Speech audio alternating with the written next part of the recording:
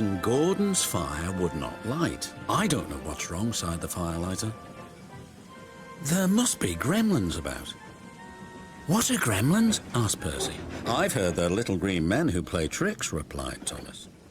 Can we find one? Asked Percy. Pah, said James. Gremlins don't exist. They're just an excuse when things go wrong and no one knows why. If Firelighter says there are gremlins, there are, insisted Thomas. Huh, snorted James.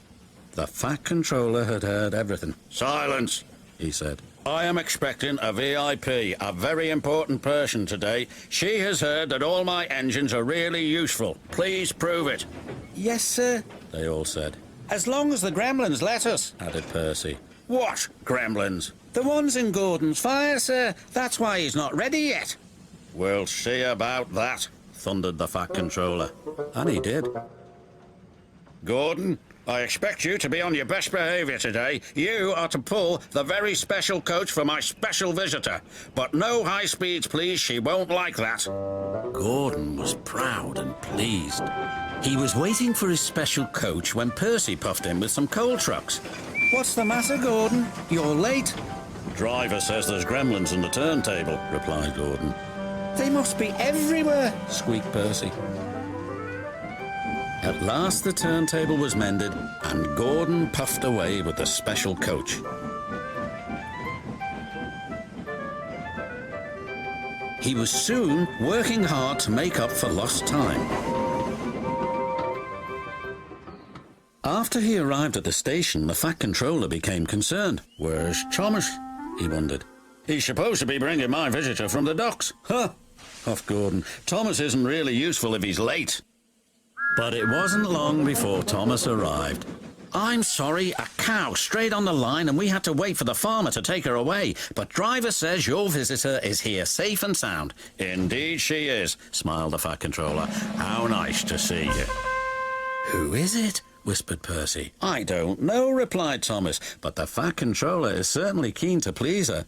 He's arranged a special party for her. She's got a dog, said Percy. Woof. Come on, Thomas, said Driver. You need a drink. Pah, puffed Gordon. Thomas is just a lazy little engine. The Fat Controller is expecting me to arrive on time. We're late because of Thomas. Gordon's driver decided to make up for lost time. Then there was trouble.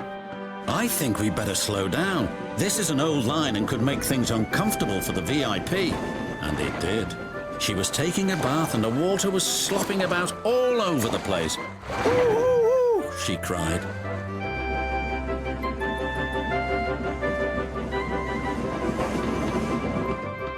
Gordon was very relieved to reach his final destination, where Thomas was waiting to collect the Fat Controller and his special visitor.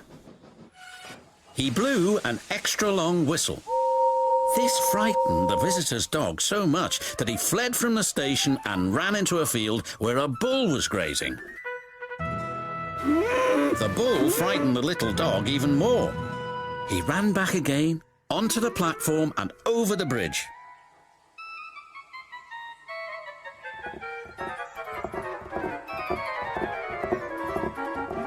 He didn't stop until he jumped straight into Thomas's cab. Woof.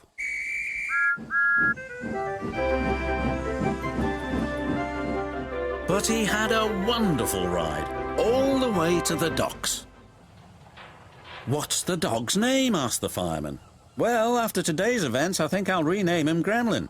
The Fat Controller chuckled. In that case, I've met one at last. Ho, ho, ho. Excuse me, sir, but who is your very important visitor?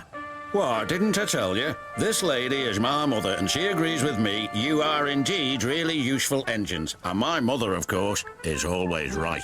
Woof.